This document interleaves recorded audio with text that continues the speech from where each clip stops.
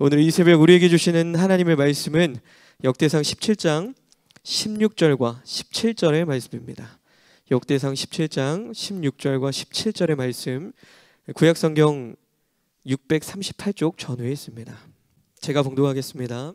다윗 왕이 여호와 앞에 들어가 앉아서 이르되, 여호와 하나님이여, 나는 누구이오며 내 집은 무엇이기에 나에게 이에 이르게 하셨나이까?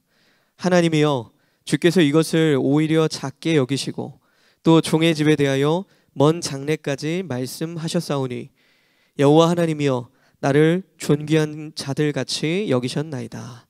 아멘. 오늘 이 새벽도 기도의 자리로 나오신 여러분 한 분 한 분에게 하나님의 그 세밀한 음성이 들려지고 깨달아지는 시간이 되시길 주님의 이름으로 간절히 소망합니다. 오늘 본문을 보시면 하나님께서 다윗에게 주신 언약입니다. 언약.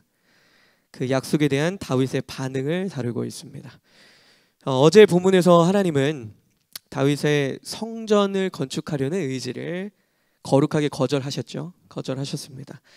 다윗은 하나님을 위한 성전을 너무나도 짓고 싶었습니다. 그게 합당해 보였고 저에게도 그게 되게 기특한 일처럼 보였죠. 그랬지만 하나님은 더 큰 계획이 있으셨기 때문에 그 계획을 멈추시고 오히려 지금까지 내가 다윗을 어떻게 이끌어 왔는지를 깨닫게 해주셨습니다. 그게 저희가 어제 살펴본 말씀이죠. 결국 모든 것을 시작하신 분도 하나님이시고 이루신 분도 하나님이십니다. 하나님은요, 다윗을 양치는 목동에서 이스라엘의 왕으로 세우셨고 앞으로도 그를 통해서 왕조를 이루고 그 후손을 통해서 성전을 세우겠다고 약속하셨습니다. 이 약속은요, 우리가 흔히 말하는 다윗 언약입니다. 그런데 놀라운 점이 있어요. 놀라운 점은 이 언약이 다윗의 요청이나 다윗의 어떠한 공로 때문에, 하나님께 잘한 일 때문에 주어진 것이 아니라 그저 하나님께서 일방적으로 전혀 예기치 못한 순간에 다윗에게 찾아오셔서 하신 말씀이라는 거예요. 그런 약속이라는 겁니다. 마치 전혀 예상하지 못한 그때에 저희가 선물을 받으면 굉장히 기쁘잖아요. 근데 다윗은요, 이 기쁨을 뛰어넘어서, 감격을 넘어서 정말 당황스러울 정도의 축복이었습니다. 그걸 어떻게 알 수 있을까요? 오늘 우리가 읽었던 그 본문의 시작, 그 다윗의 고백을 읽어보면 알 수 있어요. 16절을 제가 한 번 더 쉽게 읽어드릴게요. 여호와 하나님이여, 나는 누구이오며 내가 누구이건대 내 집은 무엇이기에 나에게 이런 은혜를 주셨나이까? 도대체 내가 어떤 사람이길래, 내가 도대체 어떤 존재이길래 나에게 이런 은혜를 주십니까? 우리가 하는 고백 아닙니까? 매일 아침마다 내가 누구이건데 나를 이렇게 살려주시고 죄 많은 나를 오늘도 살아가게 하시는 은혜 감사합니다. 우리의 고백 같아요. 사실 다윗은요, 처음부터 주목받는 사람이 아니었잖아요. 그는 이새의 아들 중에서도 정말 불려지지 못할 만큼 주목받지 못했습니다. 그리고 사무엘이 기름 부으러 왔을 때조차 불리지 않았던 인물이에요. 저기 구석에 있던, 그죠? 심지어 기름 부음을 받은 후에도 왕이 되기까지 수년 동안 광야를 막 떠돌아다닙니다. 그리고 자기에게 기름을 부어준 사울을 피해서 그 칼에 쫓겨서 그 칼날을 피해야만 했습니다. 외롭고 고단한 삶이었어요. 그런데 그 속에서도 하나님은 끊임없이 하나님의 말씀이 있었기 때문에 우리 다윗이 무너지지 않을 수 있었고, 그 말씀이 그를 존재하게 했고 지탱하게 했고, 말씀이 그 미래를 붙잡아 주었습니다. 우리도 마찬가지 아닙니까?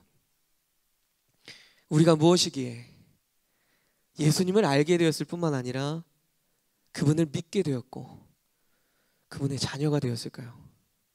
우리가 무엇이기에? 우리가 하나님의 자녀라는 말을 너무 많이 들어서 우리가 그 중요성을 모르고 익숙하고 당연해진 것 같아요. 이 사실은요, 이 하나만으로도 정말 황홀할 만한 축복 아닙니까? 하나님의 자녀.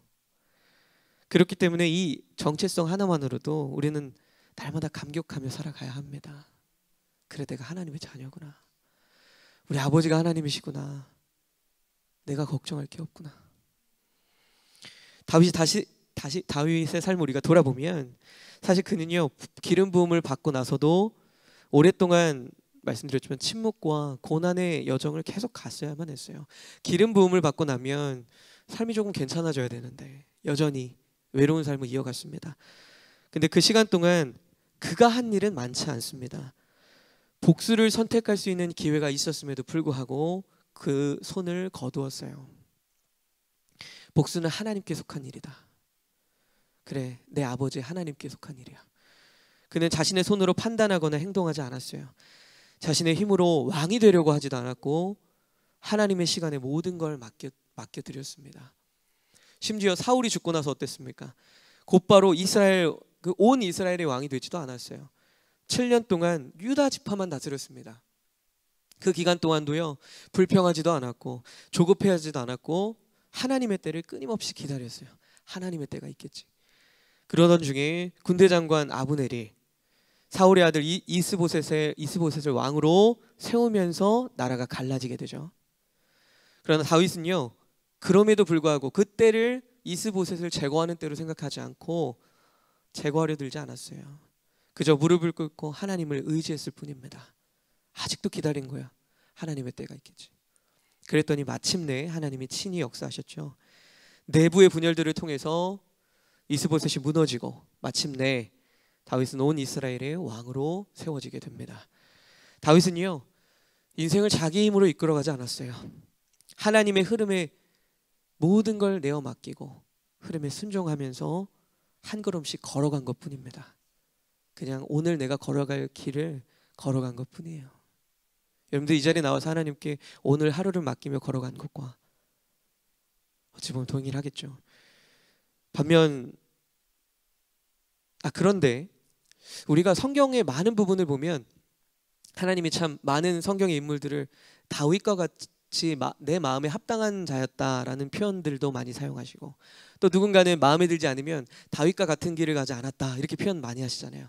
그렇다면 왜 하나님께서 다윗의 인생을 기뻐하셨을까요? 우리가 계속 이야기를 나눠보니까 알 것 같죠? 그를 통해서 하나님 자신의 뜻을 마음껏 드러내실 수 있기 때문이에요.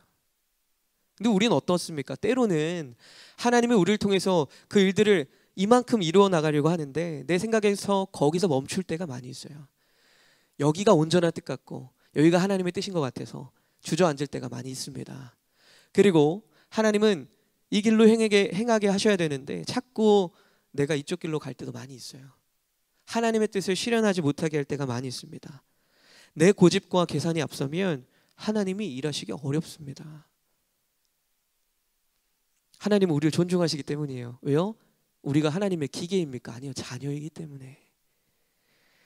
그런데 다윗은요 자신의 뜻을 다 내려놓고 하나님의 말씀 앞에서 조용히 엎드렸다라는 거예요.